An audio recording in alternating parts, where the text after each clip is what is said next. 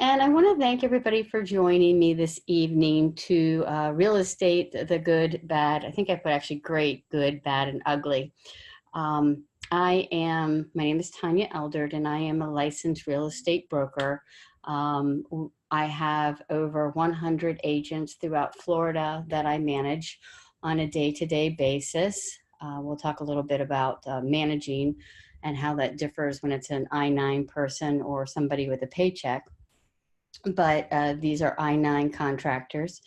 And I'm also a licensed real estate instructor and actually have my own real estate school. One of the reasons I started my real estate school was because it's the only live online real estate school in the state of Florida, 100%. You'll find some that do online classes, which is kind of like reading little flip cards as you go through and answering some Quizlets, a little doll. And of course, there are places that you can go and have a live instructor, but you have to get to the school. So with my live online classes, that became kind of a best of both worlds that we have. So let me tell you a little bit more about real estate. So first, before I get started, one of the key things that you need to understand is that real estate in some ways is federally regulated. For example, some of the laws regarding disabilities and discrimination, those are federal laws that we have to abide by when we're doing day-to-day real estate, and you learn all of them in the first class that you have to take. However, the main part of the laws for real estate and the licensing for real estate agents is actually governed state to state. So for example, tonight I'm going to speak on the state of Florida because that's where I'm a licensed instructor and that's when I'm a broker. What some people don't realize is you don't even have to live in that state to be licensed in that state.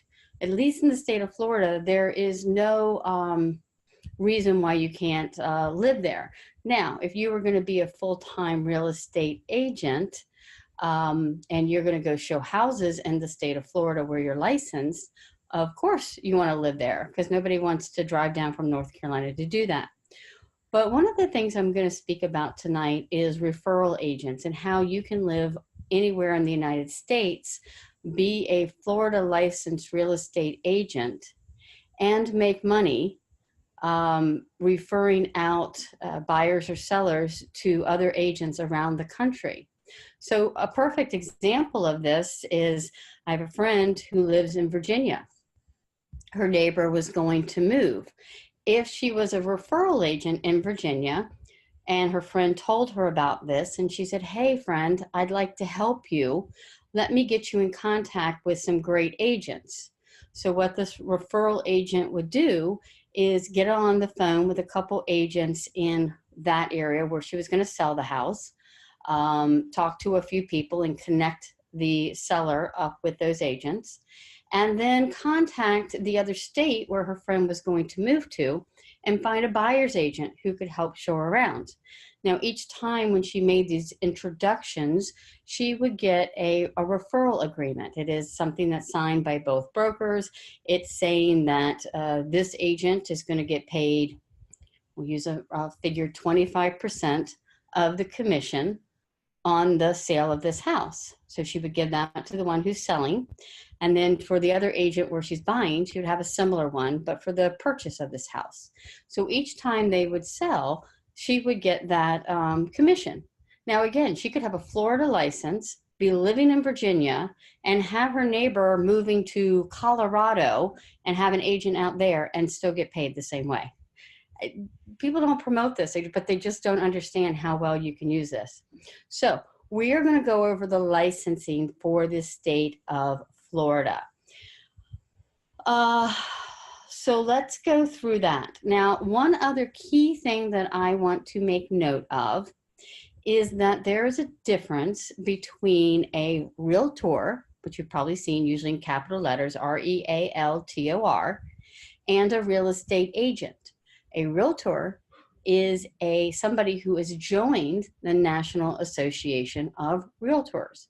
We have a separate ethics agreement and ethics classes that we had to take. The saying we're going at the top of our game, we're going to treat people fairly. There's a lot of reasons why people would become realtors. Also, a realtor can have access to the back end of the MLS because they're controlled by the local MLS and realtor associations, who also control the lockbox keys for you to get into the lockboxes. It's electronic now. Your phone has a special app. You have an account. You scan into this machine and it pops out and you get the key. But without being part of the association and being a licensed realtor, you have no access to that. So realtors must be licensed agents. You can't sign up for the association unless they check with the Department of Business Resources and make sure you have a real estate license. However, there are a lot of people who are real estate agents, for example, that person in Virginia, without actually joining an association. Again, there's some pros and cons with that.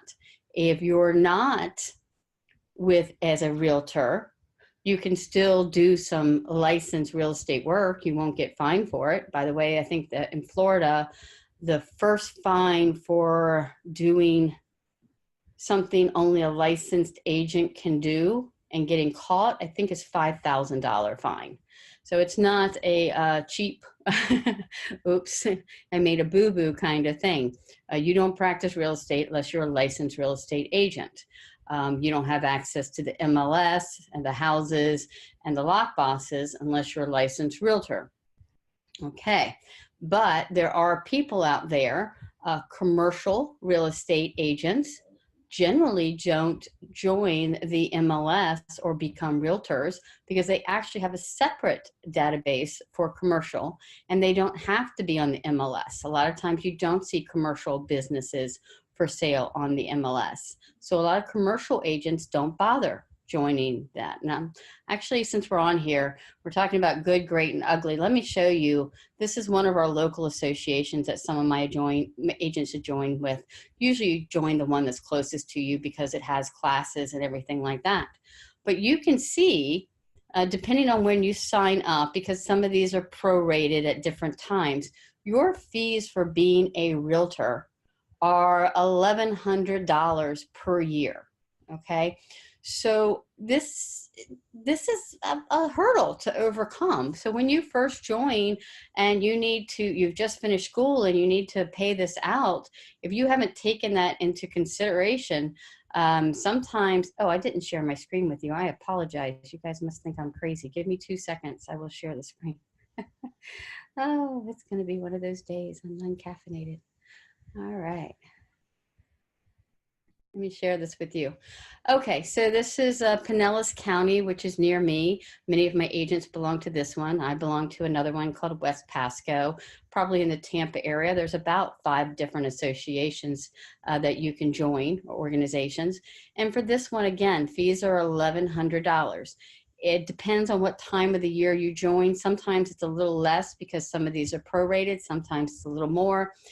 So it literally depends on what month you join up. What the exact fees are.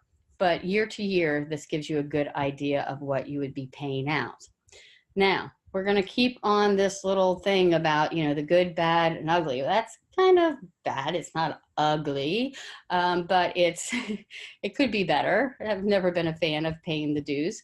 Let me go to the real ugly part here, because I think a lot of real estate agents get into real estate thinking that they're going to make buku bucks.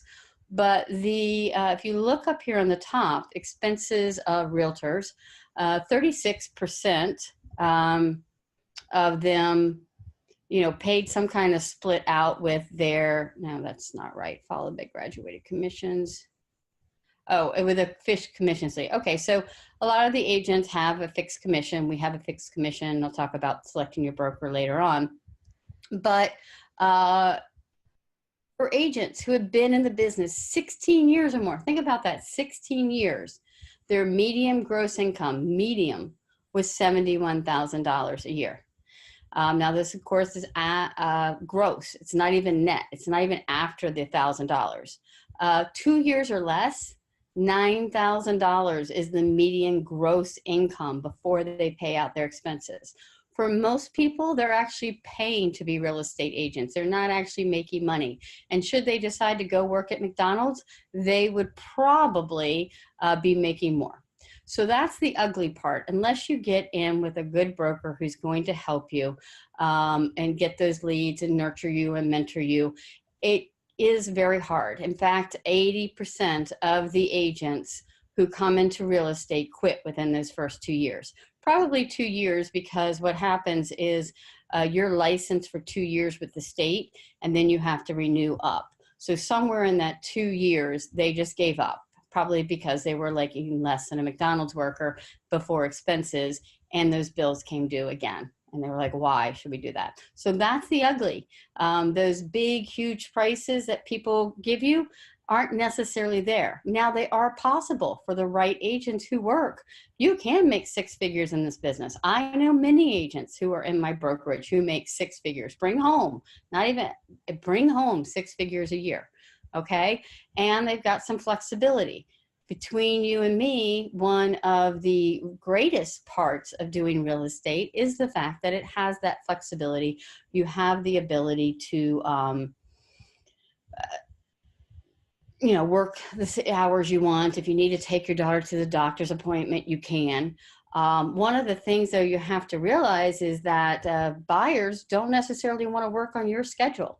They're getting off work at 6:30 at night, and there's 3 houses they need to see. And they don't care if your daughter has a recital. They want to put in an offer, and, this is your bread and butter. So, and weekends, unless you're a listing agent, buyer's agents work every weekend I know of. They might take some Sunday off, but they work every weekend that I know of. So let's think about that. The other thing for you to think about, though, is with real estate, there's a lot of different ways that you can make money. And I'm just going to list off a few. There are people who will hire licensed real estate agents. You don't need to be licensed for it in some cases, but to manage buildings, because they have that background. Again, they don't necessarily have to be licensed for it, but it does make it easier sometimes to get this kind of jobs. Builders will hire licensed real estate agents. Sometimes they're on salary, sometimes they're on the commissions, but they do expect them to work in those new home sales and be there when people drop into the model homes and give them a tour and write up their contracts. In Florida, we do have timeshare is a separate license through the real estate commission. However, I couldn't sell real estate because couldn't sell timeshare because I don't have that individual licensure. It would probably be very easy for me to move over should I wanted to. And I have seen states where a licensed real estate agent is able to do it. But if you know anything about Florida, we are big into timeshares. So that's a whole different category. Property management. In some cases, property managers are licensed real estate agents. One of the advantages of that is if you're doing some kind of property management for people who own, say investors, and you're managing their property, when they go to buy or sell other ones, because you're a licensed agent, you can be involved with that and you can help them buy or sell their next place. In addition, generally in our area, it's 5 to 10% per month on the rental income. So if you do it right, you would have some steady income flowing in, which is nice for some agents. Property management does come with a little bit more liability. So not all brokers will have agents who do property management, which is another part of what I need to explain to you, because I'm not sure I fully got this when I became a real estate agent. Is real estate agents in and of themselves without a broker cannot sell. They're considered inactive by the state because they have not hung their license under a broker. And to be a broker, you have to have been an agent for at least 2 years, go through some separate classes and take more tests. And you get a fingerprinted again. But so you need to hang your license under a registered broker. Okay. So, and then the broker takes legal responsibility for your actions. So you truly do answer to that broker because at the end of the day, they're the ones being dragged into court because you're the agent for them, and they are legally responsible for you. A lot of times brokerages will carry E&O insurance. In some cases, they cover all that. And in other cases, they pass along those fees to the agents. It's another fee you need, right? So keep that in mind, that once you get through this process, and I'm going to show you that next, you have to find a broker who will take you, and a broker who's going to help you with, getting started. I mean, seriously, if you think about it, that was 9,000 was the median, okay? Which means there was people way down lower.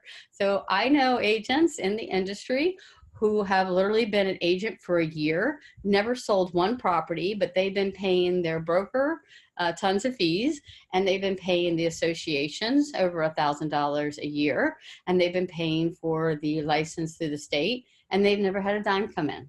Okay, so again, it is that would be the really ugly part. I also know agents who want to do this part-time. They want to be a full-time agent, they want to pay the fees, they want to be realtors, and they have this vision that they are just going to work on Saturdays, and they're going to keep their 9-to-5 job, and they're going to make 6 figures. Reality check, that is not going to happen unless you know somebody who's going to some rich person who's just going to keep buying $1 million properties and only using you, and you only have to show them on Saturdays. That's the only way. And I don't know anybody like that. Okay. It is very hard to work 9-to-5 and be a real estate agent. One of the things is, even if you show those buyers around at night, you know who's going to be calling you the next morning because you have to turn in the contract? The title company. Guess what hours they hold? 9-to-5. That bank that the buyer's getting a loan from, what do they work? 9-to-5. Okay. So it's very difficult to do full-time, to be a regular realtor and make money when you have another full-time job. I know people who try it, and it is a struggle. I'm just going to be honest with you. That was one of the things I promised myself when I was doing this webinar, was I would be honest with people. So let me show you one more thing. I am going to now show you, let's see, I think I can go back to Google Chrome and share. I am going to show you what you need to get your real estate license in Florida, because that was part of the course or class today.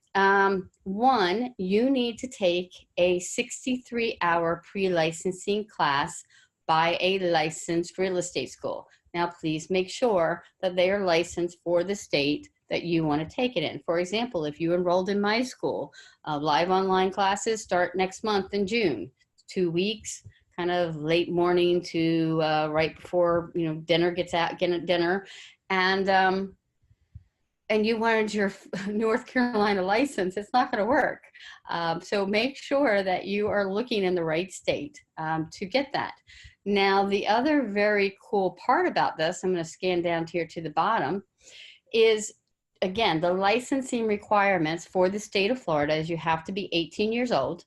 You have to have a high school diploma or the equivalent, a GED.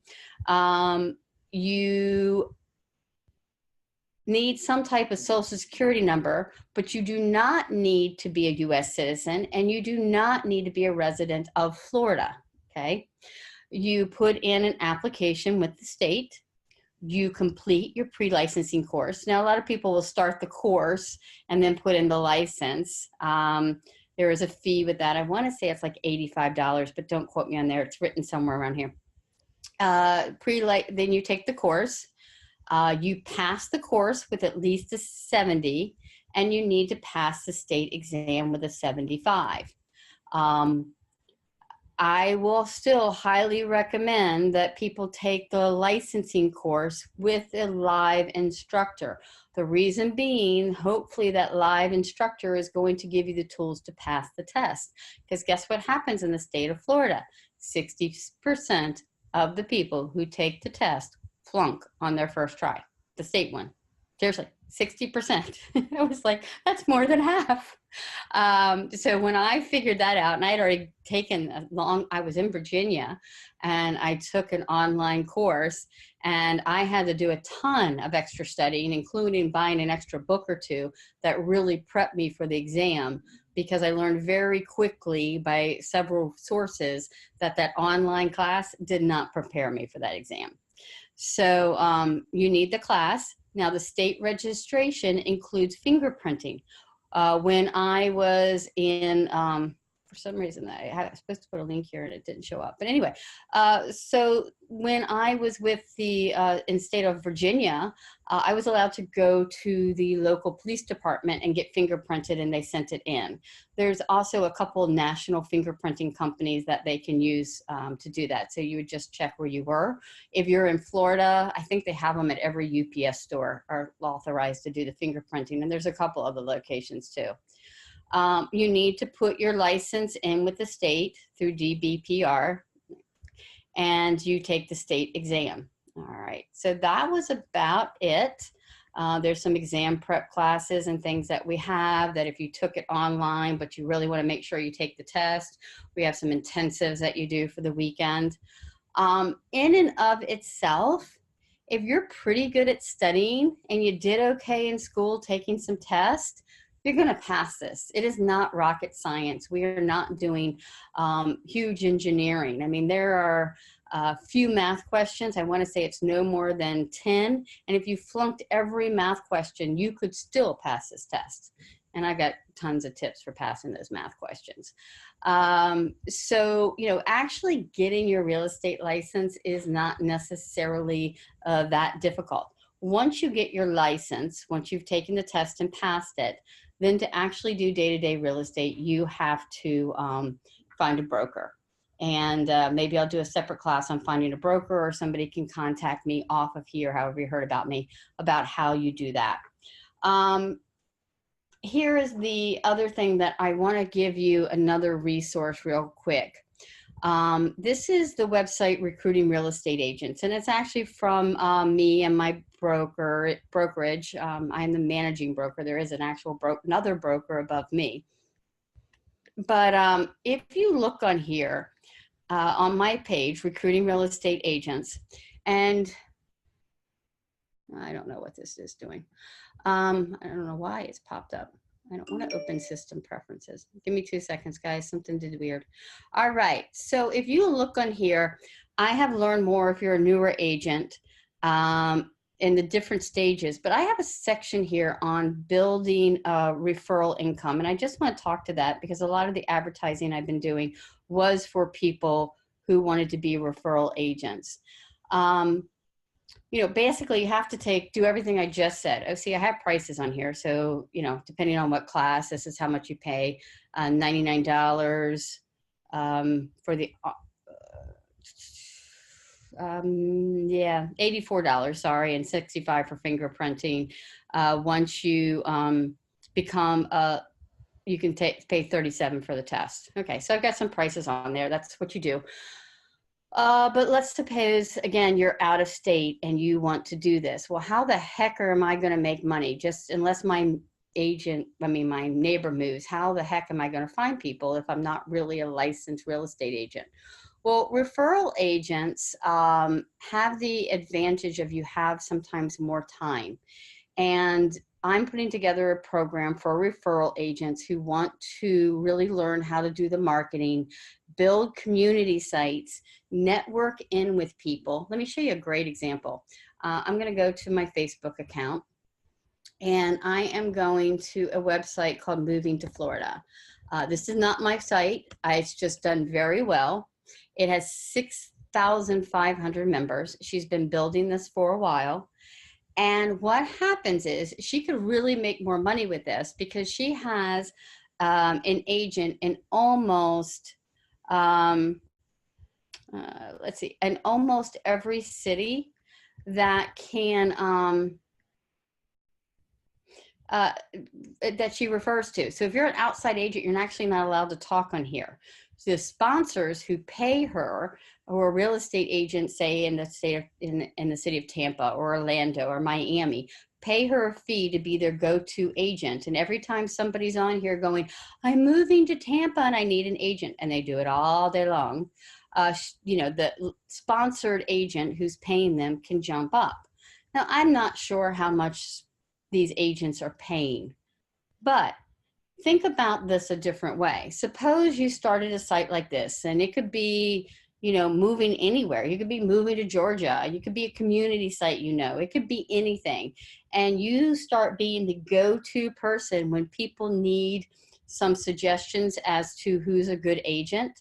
And we help you set up a network of agents around the country that will pay you referral fees. All right. So what happens is you're running this site, somebody comes on going, oh my gosh, I'm moving to Atlanta, Georgia. And you run an Atlanta, Georgia site, and you get on there and say, hey, let me hook you up with Sarah. She's right there. She's awesome. You talk her up, they meet, they do it. Here's how you get paid. I'm going to stop the share here, and I'm going to go to something else real quick. Here's how you get money. So let's just suppose, in this case, you're in Virginia, you run an Atlanta site. I don't know why, personally, I would run a site that I know the area, but let's just say you run an Atlanta site, and somebody's going there to buy a house in Atlanta. So you hook them up with that person. Now, in Atlanta, let's just decide the agent you put goes on a house where the seller has agreed to pay 6%. All right, it's a $300,000 house, 6% commission. That's $18,000. Now, in general, $9,000 goes to the buyer, $9,000 goes to the seller. That can vary. I'm just using this as an example. But in this example, if she's representing the seller and she has a closing that's going to bring her $9,000, and you do an agreement with her that says, hey, I just want 25% of what you get. And honestly, that's very reasonable. I've seen anything go from 10% to 50%. Just depends on what you're referring and how good of a lead it is. 25%, your check cut by the title company and sent to you, or cut by the broker and sent to you. It could be a couple different ways. But anyway, your check is $2,250. And as a referral agent, you don't have to pay any of those association fees.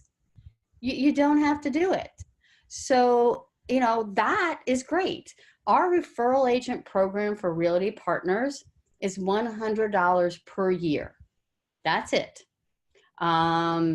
So you can actually be a licensed real estate agent. You got to pay those upfront fees to get your license. And you can pay Realty Partners in Florida $100 per year, and you can get referrals. Okay, it can be from friends, it can be from relatives, it could be people who meet over the internet. You talk to them, you match them up. Now, why would they do this? This is a very easy answer. Real estate agents who are busy are too active in the field to bother doing the marketing. It's very, very simple. It's not complex. They're running around like chickens with their heads cut off, showing 10 houses and writing up contracts and trying to spend time with their family that they would love to pay 25% at close. In fact, if you came to them and said, hey, I'm going to do the marketing for you, but instead of getting paid at 25% at close, I just need you to pay me $500 a month or $400 a month, and I'll bring you leads. Let me tell you what the average agent will say. Absolutely not. I want to pay at close when I have money I know coming in. They would rather give you $2,250 than they would $500, because at that point, they know they're bringing in $6,750. All right. So you can see how that kind of works. That's why the referral agent program really should be utilized more, because it's a win-win for everybody, especially for the referral agents and for the right people. So that's it. I am going to wind this up. I think I showed you a little bit about the good, bad, and ugly. I'm trying to look through my notes and see if there is anything else I need to talk about, but I don't think so. I'm going to stop this recording, and then I'm going to open it up for questions.